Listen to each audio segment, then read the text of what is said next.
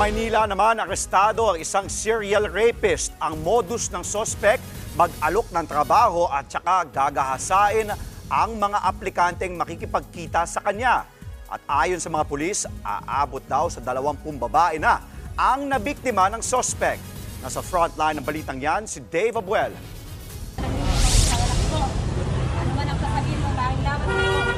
Hindi na nakaimik ang 38 anyos na lalaking ito nang damputin ng mga pulis sa isang ospital sa Maynila nitong Biyernes.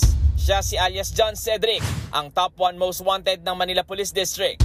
Wanted ang suspect dahil sa panghahalay umano ng mga babae. Ayon sa mga pulis, paboritong target ni John Cedric yung mga naghahanap ng trabaho.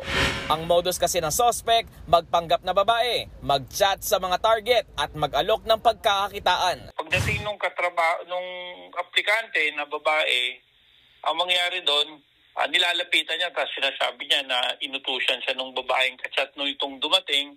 Nagsasabi siya na nandun sa taas yung kausap mo, kaya ang gagawin natin, sumama ka na sa akin. Tapos doon, pinainom ng soft drinks, then nakatulog, ginawa na yung kahalayan, kinuna niya ng video yung eksena.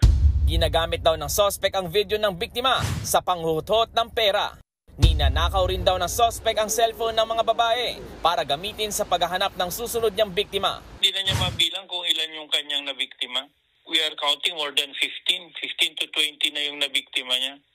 At isa pa doon, yung mga nabibiktima niya, kumukuha siya ng mga gamit. Parang trophy niya, parang souvenir niya, ganun. Itinanggi naman ng suspect ang mga paratang. Sa ngayon sir, gusto ko manahimik na lang din muna, pero isa lang po yung wala po akong ginawa tungkol doon sa mga binibintang nila sa akin na panggagahasa or ano man. Nasa kustodiya na ng Manila Police District si alias John Cedric. Maharap siya sa patong-patong na reklamo, kasama rito ang rape, robbery at paglabag sa Cybercrime Prevention Act. Nagbabalita mula sa Frontline, Dave Abuel, News 5. Mga kapatid, Jess De Los Santos po, huwag magpahuli sa mga umaaksyong balita at napapanahong issue sa bansa. Para sa mas malawak na balitaan, mag-subscribe at mag-follow sa social media pages ng News 5.